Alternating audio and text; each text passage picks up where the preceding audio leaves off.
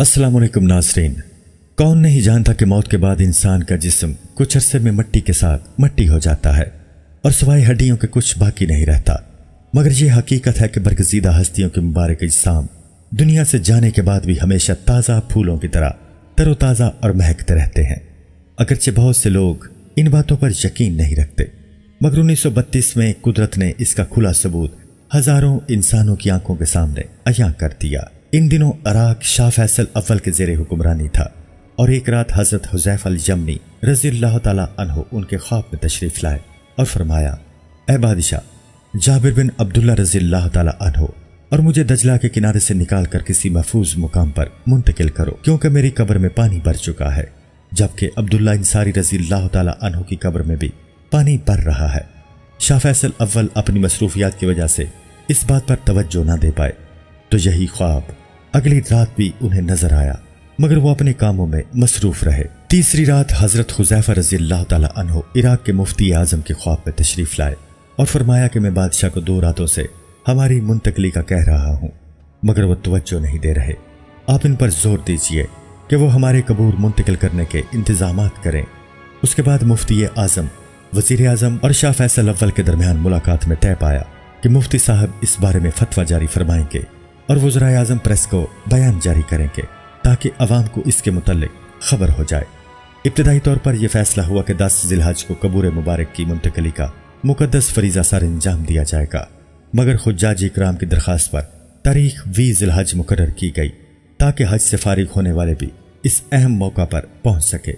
फिर वो दिन भी आन पहुंचा कि बगदाद शहर की गलियां लोगों से भर गईं और दूर नजदीक से आने वाले मुंतजिर थे कि कब ये मुबारक फरीज़ा सर अंजाम दिया जाएगा।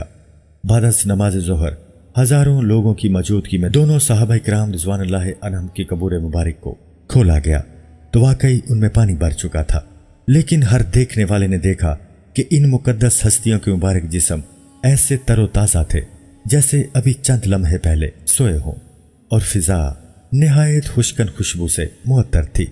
इस मौके पर हर आंख फरते जज्बात से अश्कबार थी और देखने वाले हैरत से दम बखुद थे। इन्हीं देखने वालों में से एक जर्मन फिजियोलॉजिस्ट भी थे जिनके सामने ये मंजर था कि 1300 साल से भी जायद अरसा कबल दफनाए गए मुबारक जिस्म जिंदा इंसानों से भी ज्यादा तरोताज़ा नजर आ रहे थे।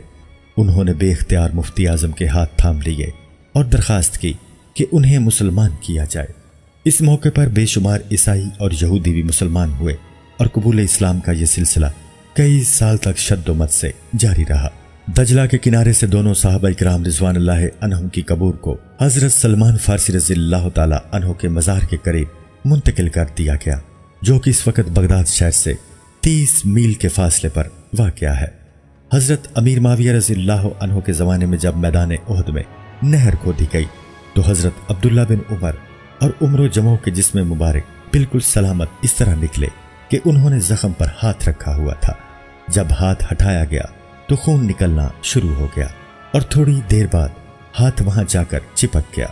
हजरत जाबिर बिन अब्दुल्ला रज़ियल्लाहु ताला अन्हु ने फरमाया कि जब हजरत अमीर माविया रज़ियल्लाहु अन्हु ने नहर खोदने का इरादा फरमाया तो आपने फरमाया कि अपने अपने शोहदा को यहां से हटा लिया जाए।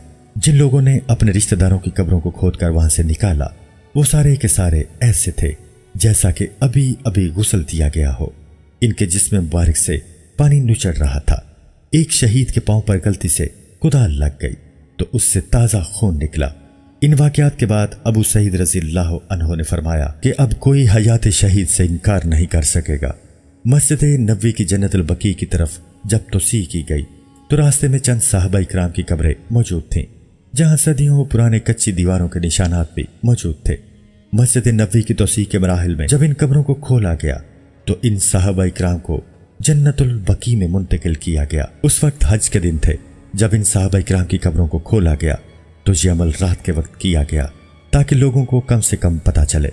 बाज लोग जो इस साल हज पर गए हुए थे उन्होंने इन साहबा इकराम की ज़ियारत की। जब इन साहबा इकराम के जिस्म मुबारक को निकाला गया तो उनके जिस्म मुबारक ऐसे थे जैसे बिल्कुल तरोताज़ा हो, किसी किस्म का कोई कीड़ा भी वहां मौजूद नहीं था। जिन लोगों ने इन पाक जस्तों की ज़ियारत की वो ताबईन में शुमार किए गए।